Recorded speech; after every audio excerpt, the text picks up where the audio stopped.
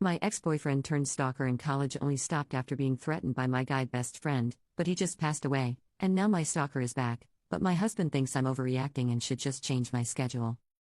So I, 32F, and my husband, 33M, have been arguing a lot recently over my old stalker. For some background, back in college, I was 24, I dated a guy, let's call him Fred, for around 2 months. Fred was interesting to say the least. To save time, he had several red flags once we started dating, so I dumped him. Fred acted like he couldn't care less, so I thought that was that. A few months go by and I'm starting to see Fred everywhere. I see him at the grocery store I go to, my go-to-nail place, my favorite restaurants, etc. I thought it was just a weird coincidence, so I left it at that. A year after our breakup he starts messaging me, telling me he was the happiest with me and that he misses me so much. I called BS and blocked him. Then things escalated. Fred changed numbers every time I blocked him, made new social media accounts, and I strayed at seeing his car everywhere. I tried getting a restraining order against Fred, but since he hadn't done anything to me, they couldn't do anything. A few months later I was walking to my car at night. Fred coincidentally saw me walking alone and offered me a ride home. I said no, I had my own car and kept walking. Fred proceeded to get out of his car and tried pushing me to his car. I punched him and ran to my car. I drove away and luckily he didn't follow. I tried again to get a restraining order, but it was basically his word against mine. They gave me a temporary restraining order, but that's it. I was terrified of even walking outside and deleted all my socials. Thankfully, a very close friend, let's call him Pete, stepped in to defend me. Pete ended up threatening Fred, and I finally stopped hearing from Fred. I felt free and slowly got back into my normal life. Now to present day, I'm now married to my husband. I graduated from college and live alone with my husband. We moved to a nearby city and bought a house together. Sadly, a month ago Pete died during his sleep, and I was absolutely devastated. I've known Pete since I was in high school and he was my closest friend. To be honest, I'm still not over his death and sometimes I can't believe he's gone. But guess who heard about his death? That's right, folks, Fred found out and is now back. I received texts from Fred a few days after Pete died. I now see him everywhere and he's insisting we talk. I just walk away and ignore him. I've reported him but nothing has happened, so I deleted my socials again. Friends have been telling me Fred has been asking around about me. He's asked if I moved, what am I doing lately, if I have other social media accounts, etc. I'm honestly terrified. I've moved since I finished college, but somehow I see him at my gym, grocery store, park, etc. It honestly makes me believe he never stopped watching me, and it's terrifying. I've told my husband about everything and he says I'm overreacting or just plain ignores my concerns and changes the subject. I've argued that he doesn't care and he argues back asking what do I expect him to do. He says that Fred doesn't know where we live and that we'll just change gyms. My husband is telling me to just change my regular routine and stop going to certain places. He says it's no big deal and Fred is harmless. I'm like, Fred tried to force me into his car? How is that harmless? My husband has been distant ever since this started and I feel alone. I don't want to tell my friends in fear they will tell Fred. I can't go to my family because I'm in no contact with them. And of course my husband couldn't care less. I need advice. What do I do? Am I crazy? Should I just change my gym and my routine like how my husband says? Part of me just wants to move completely, but another part is basically asking myself, why do I have to uproot my life and change everything because of him?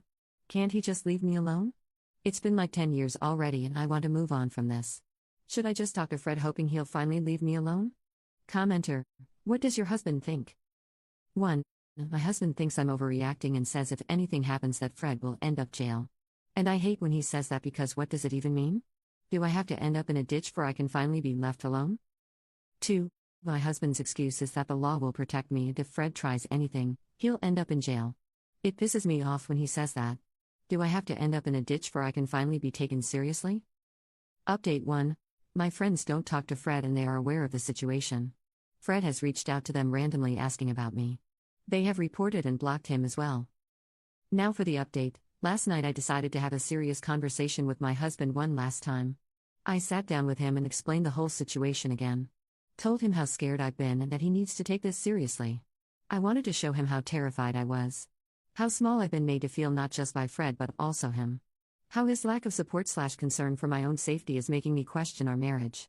I asked if he'd even do anything if I was found in a ditch. He was silent the whole time while looking at the floor. We sat in silence for a few minutes before I got up to pack my things. My husband proceeded to cry. He apologized and said he'd make this right. He said he didn't want to overreact in fear of scaring me more. But when in reality it made me feel alone. My husband has been looking into Fred, without my knowledge, and has found out where he works, lives, and even Fred's family contact information. He wanted to gather more information about Fred before contacting a lawyer. We're both taking a few days off of work to get our ducks in a row. We're getting a lawyer and gathering evidence of Fred's harassment. We're also currently looking for a therapist for we can both talk about this whole situation and other issues we have in our marriage. I also have some voicemails Fred has left me and I officially think he's lost it. I have an Apple iPhone and you're able to see voicemails from blocked numbers. Some of the messages are of him saying straight up gibberish while others are as he's having a conversation with me. He says things like, "Oh yeah babe, I get off work late so tonight is a no-go," or "I'm off so you can come pick it up right now." No. Yeah. I don't know. I can't do this anymore, there's a lot of fashion in my life. It sounds like he's having a conversation but it's no one else, just him, and it's terrifying. My husband does feel bad and is trying his best to console me. He has apologized repeatedly for making me feel lonely and has been more supportive/open. Currently he's looking through my car to check if there's anything that might be giving my location to Fred. I'll keep you all updated if we find anything or if anything else happens. Thank you all for your advice and support. I posted another update, I think you can find it on my posts. Update 2. Wasn't sure if I should make an update but decided to anyways to maybe get some more advice. Thank you to everyone who gave me advice and encouragement. I finished listening to the book The Gift of Fear and it really opened my eyes to a lot. Now on to the update. After my husband didn't find anything in my car, I still felt something wrong, so I took people's advice and took my car to the mechanic. Told my mechanic about my situation and if he could take a look at my car. And to my horror, a couple days later, my mechanic found a small little cube that was placed hidden under my car. At first I really wanted to believe it was just part of my car or something. But my mechanic explained that it wasn't and it was deliberately hidden. The cube is really small and magnetic. I called my lawyer right then and told them everything. I got pictures of the GPS and where it was placed. I thanked the mechanic and drove to my lawyer's office. At this point I was shaking and wanted to cry. How long had the GPS been there? How long has Fred been following me without me knowing? Was he watching me at that moment? Is he going to add another one? I called my husband to meet me at the lawyer's office and told him everything. At the office I just wanted to disappear. I wanted to run away and not look back. I was terrified and I felt so violated. Knowing I was being watched for who knows how long. With everything we had gathered, my lawyer was able to get a temporary restraining that same day. We are currently going through the process of getting a restraining order where I'll have to go to court and see Fred again. My lawyer says the process can be long and draining, but it's something I do need to get for my own safety. I got a bit scared and had my husband's car also checked for anything. Thankfully nothing was found in his car. I started feeling watched at home, so I had my whole house turned upside down looking for anything maybe Fred had placed.